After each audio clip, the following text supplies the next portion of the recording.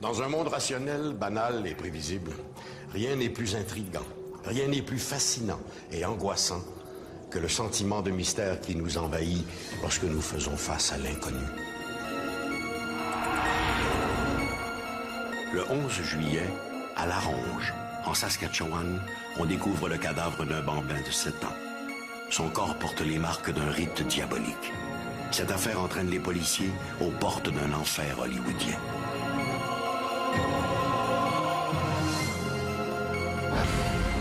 La police met à jour un réseau de trafiquants de drogue. Mais pourquoi, lors de la perquisition, découvre-t-on autant de cadavres enterrés sur la ferme?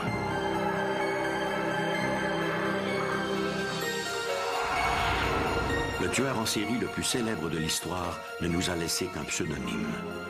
Se pourrait-il qu'à la liste des suspects, il faille ajouter un médecin canadien?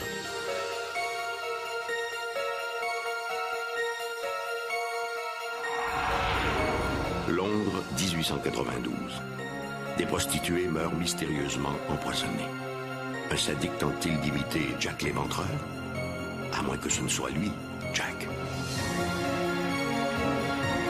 Chaque mystère recèle sa part d'inconnu. Rien n'est si angoissant et fantastique que l'inconnu.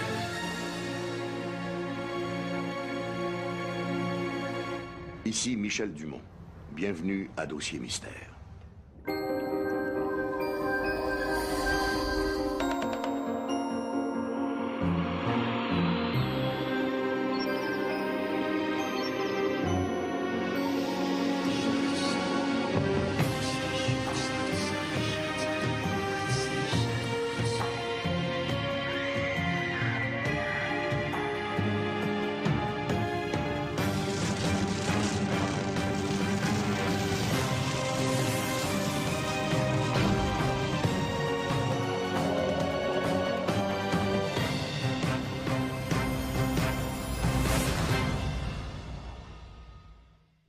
Magie, rituel, sacrifice, sorcellerie.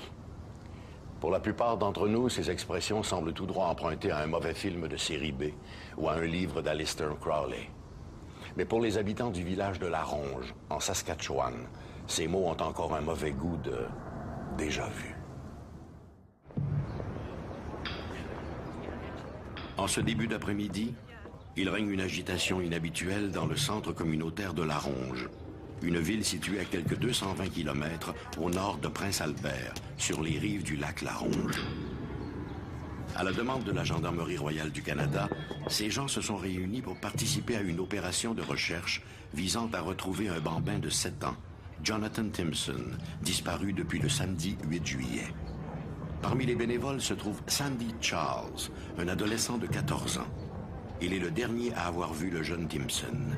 Il a expliqué aux autorités que dans l'après-midi du 8 juillet, Timpson s'était rendu chez lui pour y jouer au baseball. Depuis, on est sans nouvelles du bambin. Vers 19h, des bénévoles découvrent le corps du jeune Timpson dans un bois situé à quelques dizaines de mètres du lieu où réside Sandy Charles. À première vue, on pourrait croire qu'il dort. Mais en s'approchant, les bénévoles sont frappés d'horreur. Il ne fait aucun doute que le jeune Jonathan Timpson a été assassiné. En apprenant la mort de son compagnon de jeu, Sandy Charles rentre chez lui. Une telle nouvelle aurait dû l'ébranler ou l'attrister. Mais non, il se sent puissant et invulnérable, comme un warlock.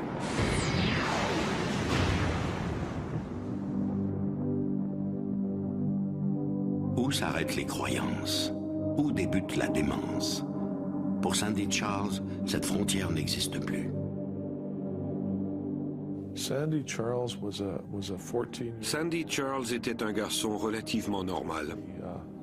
Up to that point anyway, a relatively normal young man. Il était âgé de 14 ans au moment des faits. Je me suis informé auprès de la police pour savoir s'il n'y avait pas eu des indices qui auraient pu présager du drame, mais tout était normal. Personne ne se doutait de rien. Son institutrice ne se doutait de rien, et sa mère même ne se doutait de rien.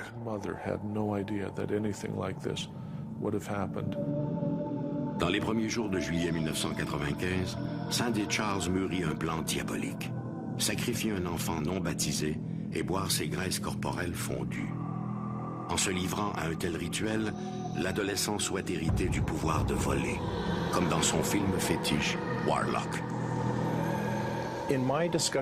Suite à mes discussions avec Sandy Charles, il est évident qu'il adhérait à des croyances occultes. Il disait souhaiter devenir un disciple de Satan lorsqu'il reviendrait des enfers.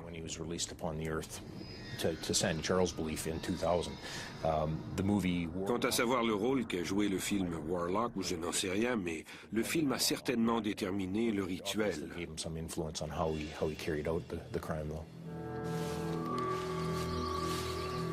Dans l'avant-midi du samedi 8 juillet, il informe son ami William Martin de son plan machiavélique.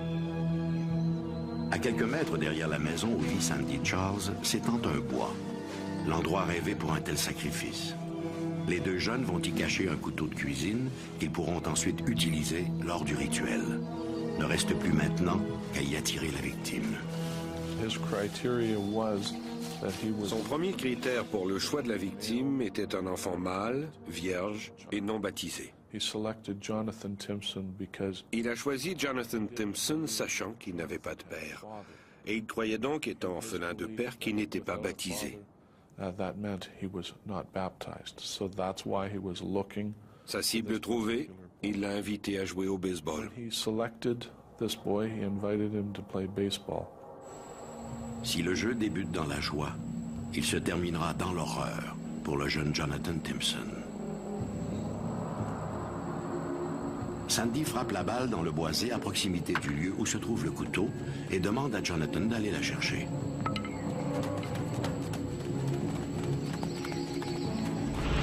Sur place, les deux plus vieux immobilisent le petit Jonathan.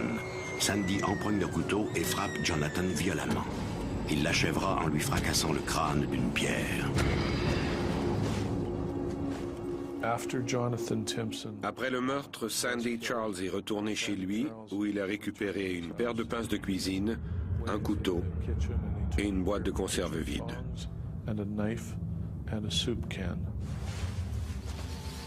Ensuite, avec l'aide du jeune Martin, il traîne le corps sur une centaine de mètres et l'abandonne dans les fourrés. Le corps du petit Jonathan Timpson ne sera retrouvé que 4 jours plus tard. Le lendemain de sa disparition, la mère du jeune Timpson, croyant jusqu'alors que son fils était resté accouché chez un cousin sans la prévenir, signale sa disparition aux autorités. Le 11 juillet, en début de soirée, des bénévoles découvrent le corps du bambin dans le bois. Le cadavre porte des marques de violence et a été mutilé. Le lendemain, l'adolescent et son jeune complice de 8 ans sont arrêtés pour interrogatoire. Les deux jeunes avouent rapidement leur implication dans la mort de Jonathan Timpson.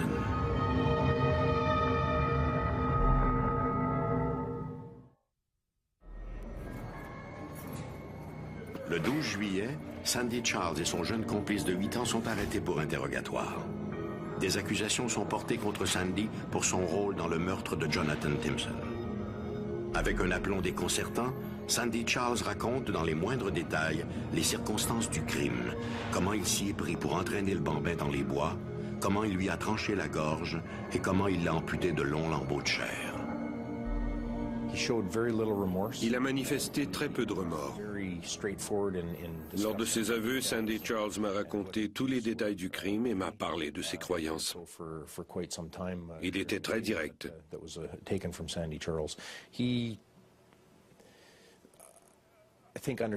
Il était conscient de son acte, mais ignorait les conséquences. Lors de son arrestation, Sandy Charles a tout raconté volontiers aux policiers. Normalement, il est rare que l'on puisse discuter aussi ouvertement avec un accusé immédiatement après son crime. Quand j'ai lu le rapport sur les circonstances du meurtre, cela m'a inquiété. J'avais des doutes sur la stabilité mentale et psychologique de Sandy. Sa responsabilité criminelle pouvait être remise en question. J'ai fait part de mes appréhensions à la GRC pour que des psychiatres puissent intervenir.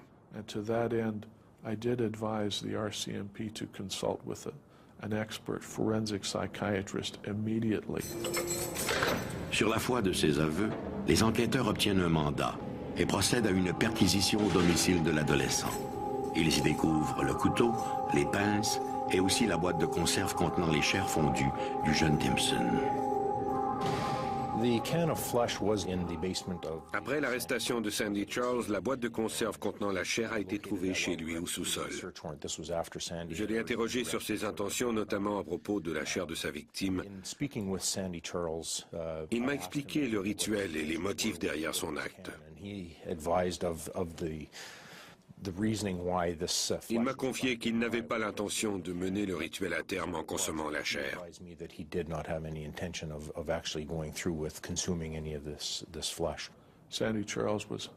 Ayant fêté ses 14 ans 3 jours avant le crime, son procès s'est tenu devant un tribunal pour adultes. C'est en juin 1996 que s'ouvre à Saskatoon le procès du jeune meurtrier. S'il est reconnu coupable, il pourrait écoper d'une sentence d'emprisonnement à vie, sans possibilité de libération conditionnelle avant 5 à 10 ans, la sentence maximale dans les circonstances. La défense entend bien prouver que Sandy Charles n'était pas responsable de ses actes au moment d'assassiner le petit Jonathan Timpson. Ce sont les films d'horreur, comme le film Warlock, qui aurait mené l'adolescent à la psychose. Une hypothèse difficile à prouver. Ce qui peut amener un individu à agir un fantasme, je dirais, tient dans le fait qu'il n'a pas été en mesure de développer des mécanismes de répression, de pulsion, qu'on pourrait dire agressive ou primitive. Ce genre de pulsions sont plus présentes chez les tout petits enfants, chez qui elles n'ont pas encore été domestiquées.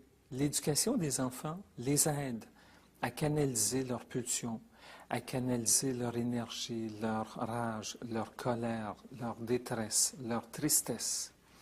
Les parents aident les enfants à faire quelque chose avec cet amalgame, avec ce réservoir pulsionnel, ce réservoir énergétique.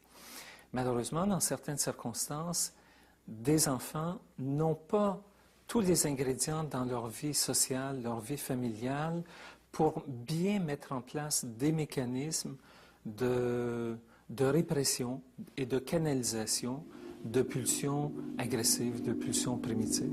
Dans le box des accusés, Sandy Charles, qui appelait des non-coupables pour cause d'aliénation mentale, semble se désintéresser complètement de ce qui lui arrive. À plus d'une reprise, il feint de dormir ou bâille pour exprimer son ennui. Le procès a eu lieu à Saskatoon, dans la plus grande salle du tribunal. Number one is a very large courtroom. It's the biggest courtroom in Saskatoon. Sandy Charles sat. Sandy Charles était assis juste derrière moi. When the accused sits in the prisoner's box, he's only a few feet behind me as the prosecutor. I recall very clearly that during this trial, while Sandy Charles was in the prisoner's box, pendant mes plaidoiries, il émettait des sons bizarres et des grognements. when I was making submissions to the court, Sandy Charles would often groan or moan. Avec ses ongles très longs, il grattait le bois de la barre des témoins. He would scratch the wood of the prisoner's box.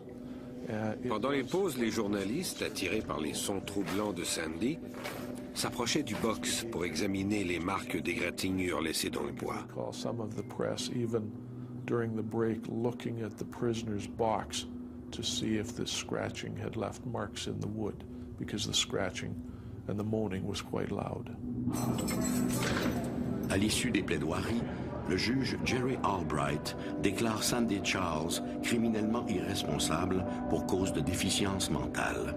L'adolescent est envoyé à l'Institut psychiatrique de North Battleford, en Saskatchewan.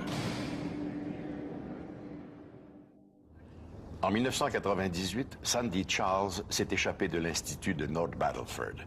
Il avait été repris et remis aux mains des autorités. Il est toujours en institution.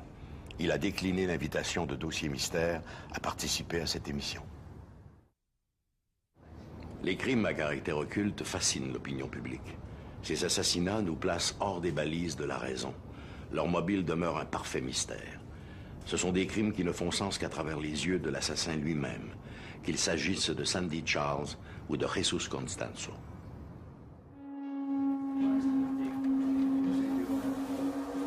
En dépit de la complexité du cas impliquant Sandy Charles, l'avocat de la défense, maître Barry Singer, plaide que l'influence des médias, et spécialement les films, ont déjà été cités dans d'autres procès sur des affaires similaires.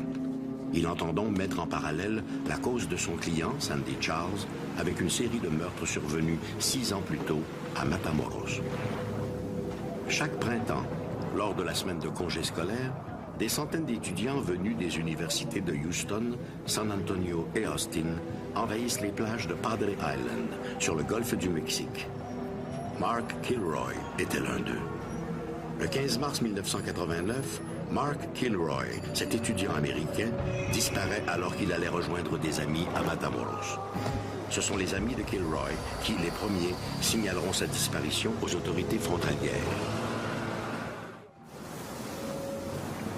Le 9 avril, 3 semaines après la disparition de Kilroy, l'agent Juan Benitez de la police fédérale mexicaine à Matamoros procède à l'arrestation de 4 membres de la famille Hernandez, une organisation locale soupçonnée de se livrer au trafic de narcotiques. Incidemment, le ranch des suspects est situé au sud de Matamoros. On suspecte l'endroit d'être utilisé pour y entreposer d'importantes quantités de marijuana destinées au marché américain. Les 4 hommes sont écroués à la prison de Matamoros. Durant leur interrogatoire, l'agent Benitez est pris d'un étrange sentiment. Il a l'impression qu'on lui cache des choses qui vont bien au-delà d'une simple histoire de drogue. Et si ces types étaient impliqués dans la disparition de cet étudiant recherché par la police américaine?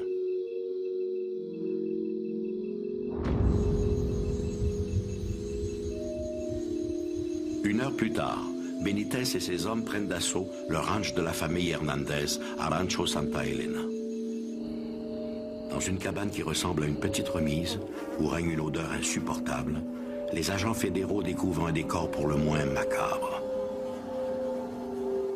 Au milieu de la pièce trône un grand chaudron maculé de sang séché, contenant des morceaux de cerveau humain, une tortue grillée, des cheveux et une tête de bouc. Disposés en cercle, une dizaine de bougies noires. À la vue de ces objets, les policiers ne peuvent s'empêcher de murmurer « brujeria », ce qui veut dire sorcellerie.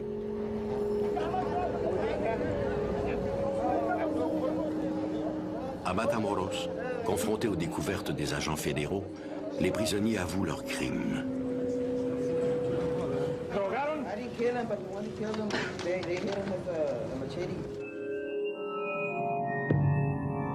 Au moins une dizaine de personnes, incluant Mark Kilroy, y ont été immolées lors de cérémonies occultes officiées par leur chef, un certain Adolfo de Jesus Constanzo, dit El Padrino, le parrain.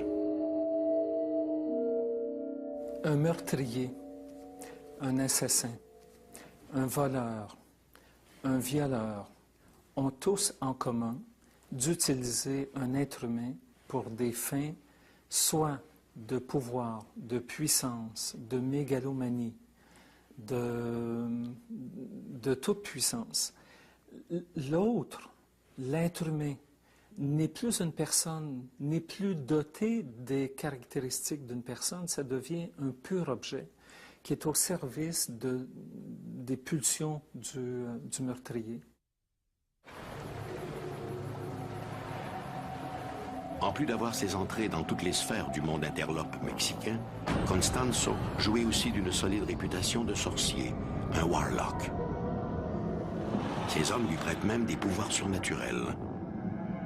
Obsédé par le film de Believers, Les Envoûtés, Constanzo a peu à peu imposé à ses acolytes ses croyances occultes, croyances puisées en partie au scénario du film. Selon El Padrino, les meurtres rituels devaient les protéger, lui et ses comparses, contre leurs ennemis, notamment la police, et les rendre invincibles. Il faut avoir ce que j'appellerais une faille psychique, c'est-à-dire quelque chose qui fait défaut au plan mental pour pouvoir subir l'effet de la violence à la télévision ou au cinéma et qui pourrait amener un individu à commettre ou à vouloir commettre un crime ou un geste agressif. Sans cette prédisposition, sans ce défaut structural au plan mental, des scènes de violence à la télé ne peuvent que soit nous horrifier, soit nous exciter un peu, mais ça n'en reste là, ça ne déclenche absolument aucun désir de passer soi-même à l'acte. Sandy Charles apparemment ne savait pas qu'il faisait quelque chose de mal. Psychotique, il était dans un état second au moment du meurtre. Sandy Charles et Adolfo de Jesus Constanzo sont issus tous deux de communautés dont la culture accorde une grande importance au pouvoir d'un monde surnaturel. Leur culture a peut-être joué indirectement un rôle dans leur destin tragique. Je crois que les médias sont responsables du contenu racial dans cette affaire. Ils l'ont exagéré pour créer une tension au sein de la communauté. Ils sous-entendaient que les policiers banalisaient le cas, compte tenu de l'origine amérindienne du jeune Jonathan Timpson. Jonathan Timpson was a young native boy, and that the police suggested that the police weren't taking this serious. Sandy Charles was sent to the... Sandy Charles a été envoyé à l'institut psychiatrique à North Battleford. From there, Sandy Charles escaped. Peu après, il s'est évadé et a traversé la rivière Saskatchewan. The river, he crossed the Saskatchewan River. A fairly large... Sans tarder, une escouade a été mise sur pied pour le retrouver. On m'a personnellement avisé aussitôt.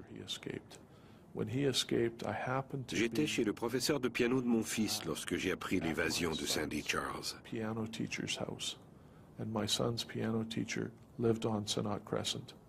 And when I was told that Sandy Charles... Dehors, il y avait une trentaine d'enfants qui jouaient. And I saw 20 to 30 children. Je n'étais pas rassuré. It was frightening. Sandy Charles a été appréhendé le lendemain et incarcéré au centre psychiatrique régional à Saskatoon. Psychiatric Center in Saskatoon. Sandy Charles et Adolfo de Jesus Constanzo appartiennent à cette catégorie particulière de tueurs occultes. Ces assassins dont les crimes ont été motivés par la quête de pouvoir magique. Pour des raisons obscures, ces atrocités, aussi abominables soient-elles, fascinent l'opinion publique. Peut-être parce que ces crimes trouvent écho au plus profond de nos croyances, en chacun de nous. Qu'il s'agisse de prier au pied d'un crucifix, d'offrir du lait à Ganesh ou de sacrifier un enfant au nom de Satan, la question reste fondamentalement la même. Peut-on réellement communiquer avec les dieux? Nos actions peuvent-elles inciter les dieux à agir en notre faveur? Un mystère aussi vieux que le monde. Dans le cas des crimes de Matamoros, ou dans l'assassinat commis par Sandy Charles, beaucoup ont accusé les médias, la télévision et le cinéma d'avoir joué un rôle de premier plan dans ces atrocités. Il est vrai que la banalisation de la violence dans nos médias minimise l'horreur de ces crimes. Combien faudra-t-il encore de Sandy Charles avant que nous réagissions? 1888. C'est l'année du couronnement de l'empereur Guillaume II en Allemagne. C'est aussi l'année où Vincent van Gogh se coupe le bout de l'oreille après une violente discussion avec le peintre Paul Gauguin. 1888. C'est également l'automne de la terreur. Celui de Londres. Celui de Jack l'Éventreur.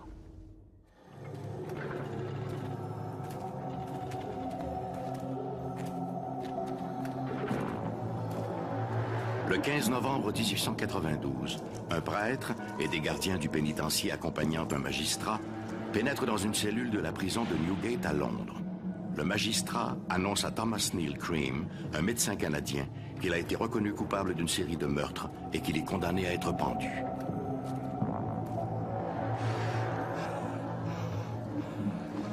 Thomas Neal Cream, God save your soul. Sur l'échafaud, une fraction de seconde avant que la trappe ne glisse sous ses pieds, Cream déclare « I am Jack ». Est-il possible que Thomas Neal Cream ait été le célèbre Jack l'Éventreur?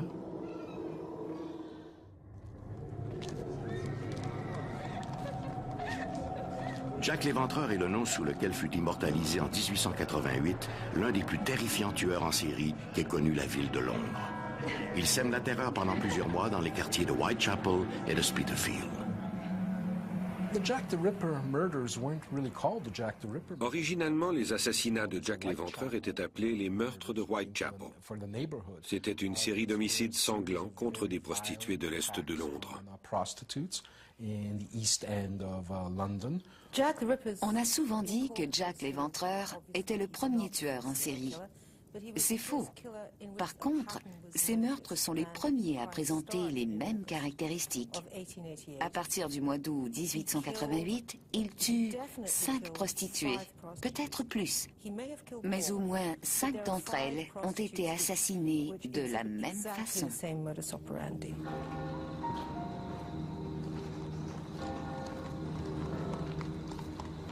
La macabre saga de l'Éventreur débute à Londres dans la nuit du 31 août 1888. Une prostituée de 43 ans, Mary Ann Nichols, est alors retrouvée étendue dans une ruelle de Whitechapel, un des quartiers les plus défavorisés de Londres. Elle a eu la gorge tranchée d'une oreille à l'autre. Ce n'est qu'à la morgue que l'on constate que son agresseur lui a asséné plusieurs coups de couteau à l'abdomen. Jack l'Éventreur choisissait ses victimes parmi les couches sociales les plus défavorisées. Ces prostituées étaient des sans-abri, des pauvres et des alcooliques. Elles n'avaient pas un sou. Elles vivaient dans des refuges où elles pouvaient se payer un lit pour 3 pence. Dans presque tous les cas, les femmes assassinées étaient très tard le soir dans la rue à se prostituer pour gagner le prix de leur lit. Une semaine plus tard, soit le 8 septembre, Annie Chapman, une autre prostituée, est retrouvée la gorge tranchée. Elle a également été éventrée. Ses organes génitaux ont été emportés par l'assassin. Elizabeth Long vient témoigner à l'effet que le matin du meurtre, vers 5h30, elle a vu Annie Chapman se faire accoster par un homme. Après un bref échange, elle l'a suivi. 30 minutes plus tard, John Davis, un résident du quartier, découvre le corps mutilé d'Annie Chapman.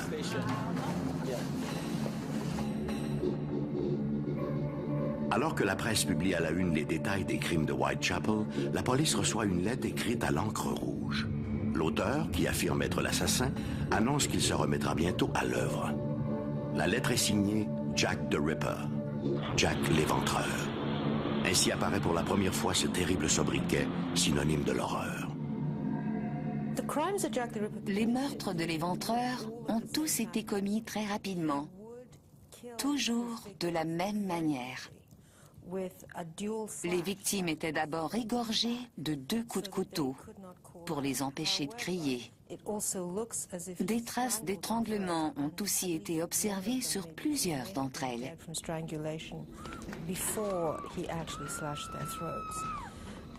L'agression était ensuite menée avec une précision digne d'un rituel. L'assassin éventrait par exemple ses victimes pour en retirer les organes et les disposer de façon macabre.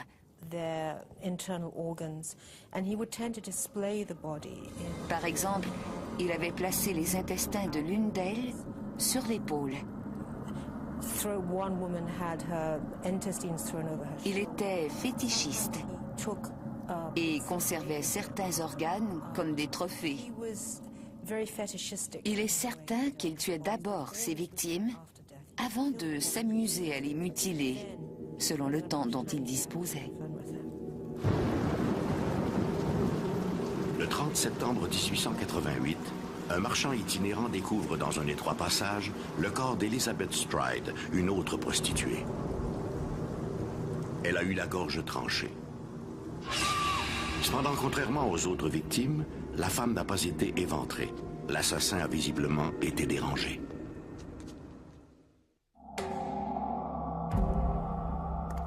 Les meurtres crapuleux du quartier de Whitechapel, en plus de tenir les Londoniens en haleine, attirent maintenant l'attention de la presse du monde entier.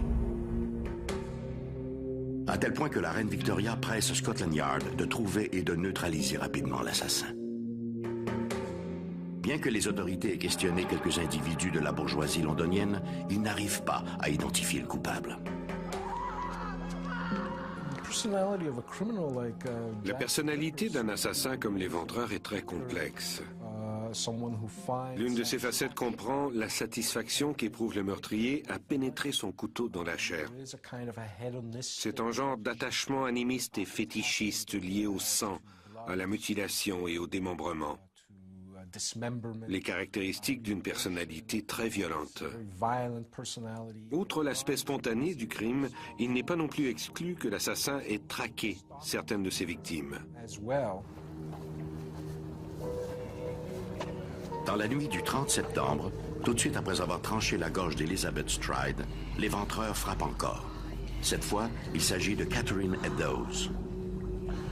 La malheureuse aura elle aussi la gorge tranchée.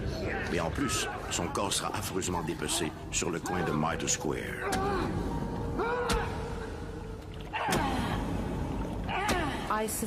Je crois que Jack l'Éventreur, tout comme l'Éventreur de Yorkshire un siècle plus tard, était connu et vivait dans le même milieu que ses victimes.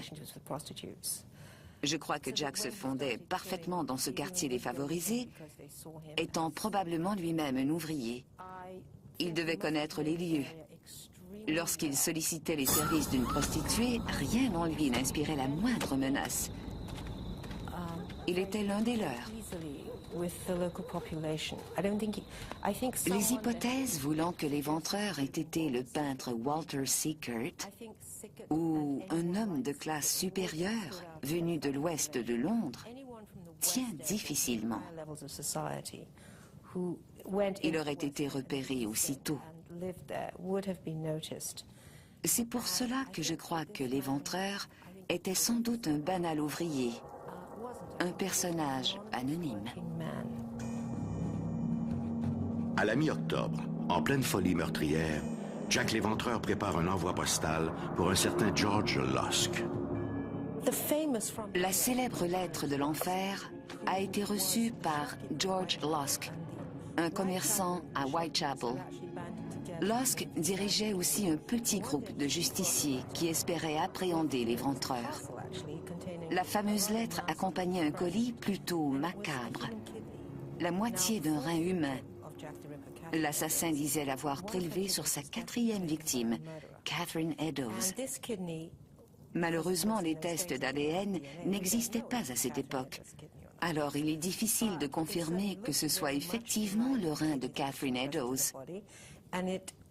Par contre, la moitié du rein reçu par Lusk présentait les caractéristiques de la maladie de Bright, maladie dont souffrait aussi Catherine Eddowes. Jack ajoutait que l'autre moitié, il avait fait frire et qu'il l'avait mangé. Il promettait aussi d'envoyer bientôt le couteau ensanglanté. Curieusement, il n'a pas signé Jack l'Éventreur, mais simplement « Attrapez-moi si vous le pouvez, Monsieur Lusk ». Je crois que cette lettre provenait réellement de l'assassin à cause justement de cette absence de signature. Au fait, nous savons que toutes les lettres signées Jack l'Éventreur, envoyées à Scotland Yard ou ailleurs, étaient des canulars, probablement envoyés par un journaliste désireux de rehausser l'affaire. Le dernier meurtre à être attribué à Jack l'Éventreur est celui de Mary Jane Kelly, découverte horriblement mutilée dans sa chambre de Dorset Street. Un vagabond témoignera à la police des dernières minutes de la vie de Mary Jane et sera en fait le seul à fournir une description détaillée de celui que l'on croit être Jack l'Éventreur. Il faudra 6 heures au médecin de la morgue pour reconstituer le cadavre de la malheureuse.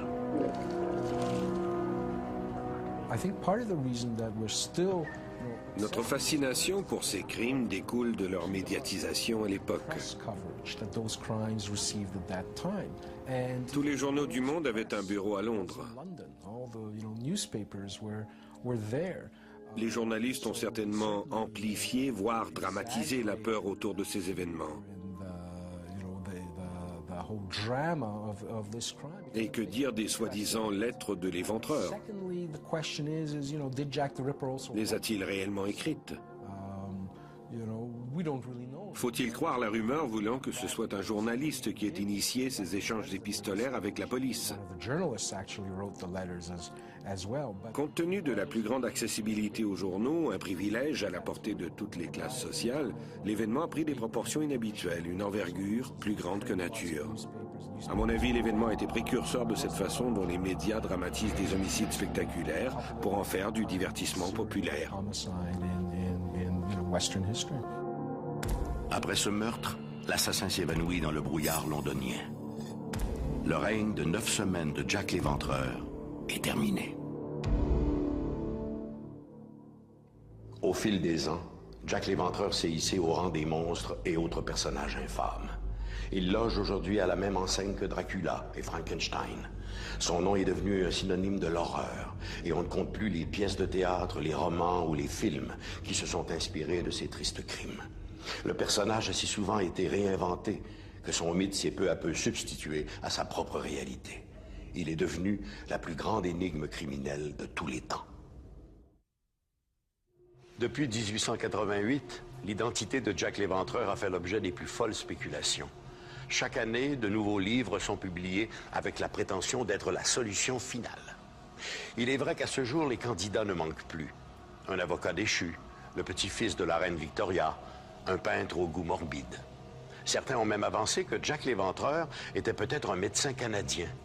Impossible. Pourquoi pas?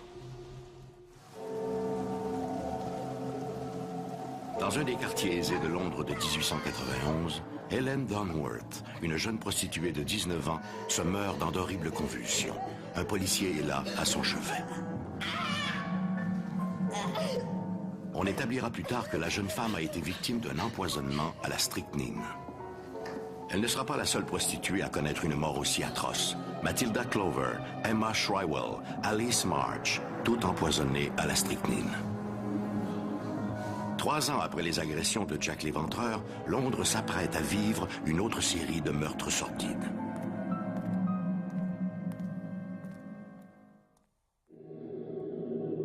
Tous ces meurtres par empoisonnement, et bien d'autres, sont l'œuvre de Thomas Neal Cream. Il sera arrêté, jugé et condamné à être pendu à Londres le 15 novembre 1892. Thomas Neal Cream a été qualifié de premier tueur en série au Canada, tout comme Jack l'Éventreur l'a été à Londres.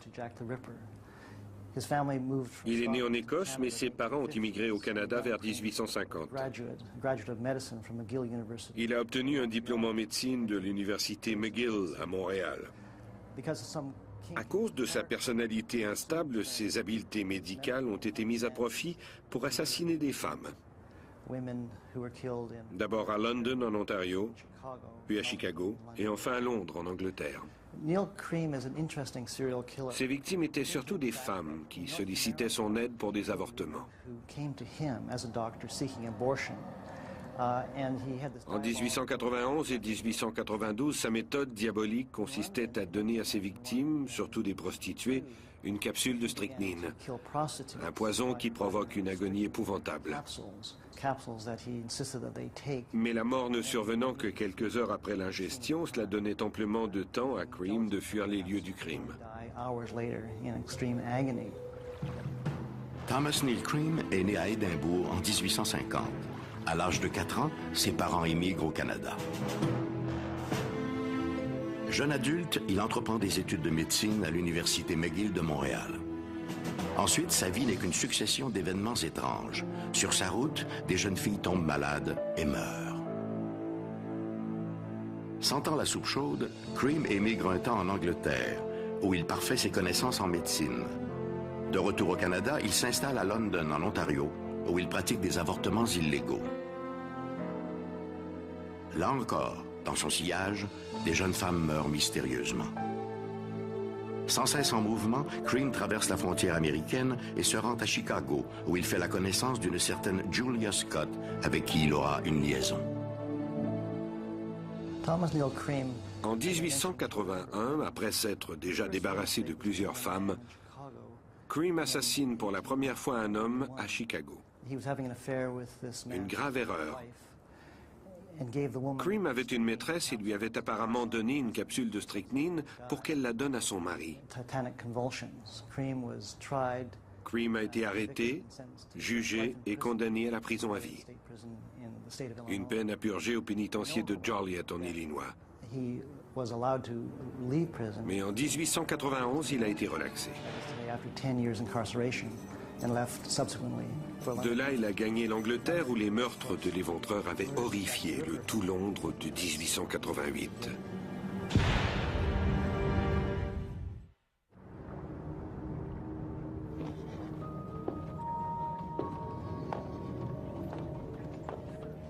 Un peu comme l'avait fait Jack l'Éventreur 300 plus tôt, Cream commence à envoyer des lettres à Scotland Yard, où il prend plaisir à aiguiller les policiers sur de fausses pistes.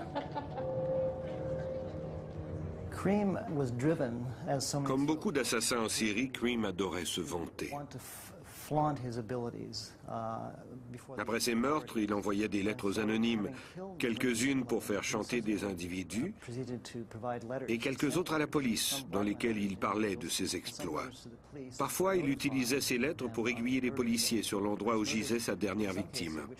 Les autorités, convaincues au départ d'avoir affaire à un plaisantin, ont soudain réalisé que Cream était celui qu'elles recherchaient lorsqu'il a mentionné des détails jusque-là inconnus du public concernant la mort d'une certaine Matilda Clover.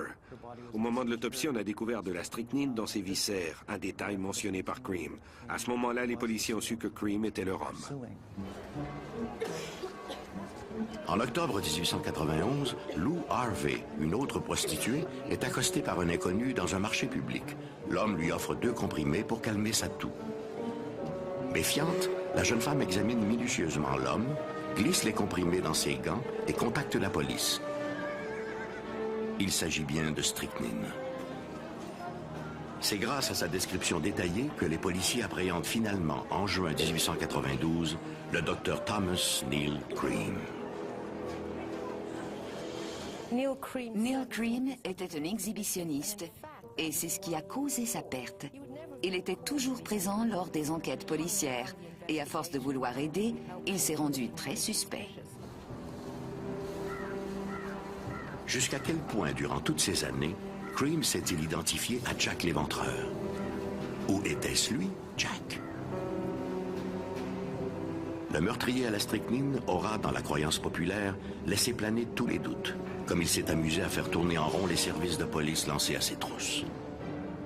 Et à la toute fin, au moment de sa pendaison, Cream a fait en sorte que des points de suspension soient ajoutés à ses dernières paroles.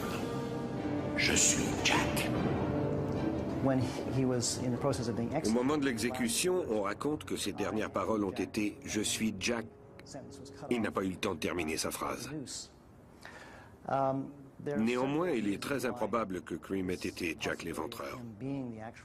Entre 1881 et 1891, Cream était incarcéré à la prison de Joliet aux États-Unis. Or, les meurtres de l'Éventreur ont lieu à l'automne 1888. Donc, s'il était en Illinois, il n'a pas pu commettre de meurtre dans le quartier de Whitechapel à Londres.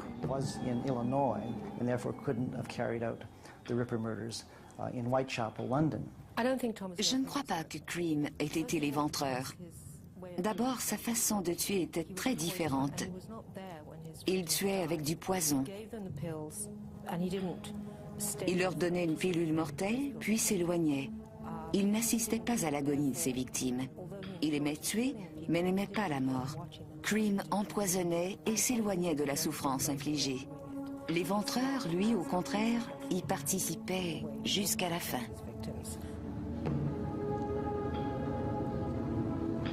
Thomas Neal Cream, God save your soul. I'm Jack!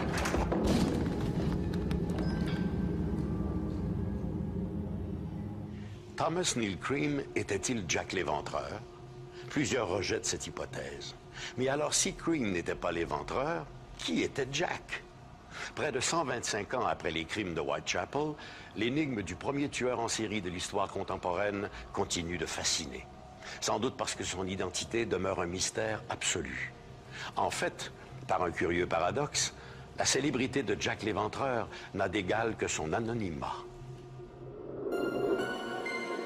Rencontres insolites, disparitions mystérieuses, faits étranges, légendes fabuleuses. Quelqu'un pourrait peut-être nous révéler enfin la vérité cachée derrière ces mystères extraordinaires. Et peut-être que cette personne, c'est vous.